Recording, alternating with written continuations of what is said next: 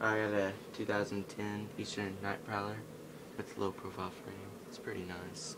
Starting in the back, I got an Odyssey Quadrant placed to a cassette Odyssey whatever V3 with Jerry the Rat. He's pretty cute, that's why I kept him. Got a big old scratch where I learned how to grind. It's not very nice. Shadow Overtaker tire.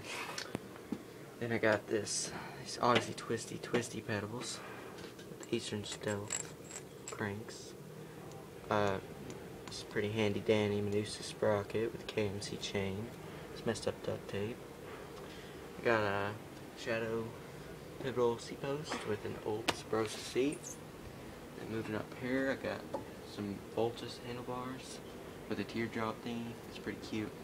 And I got some grippy grips with the Eastern Curl, Coral thingy, and United. I got a Luigi compression bolt. And then I got these forks, stock crap, getting new ones soon. Some pegs that some kid made shop class. Odyssey Quadrant placed to a Bendero, and an Animal GLH, and that's about it.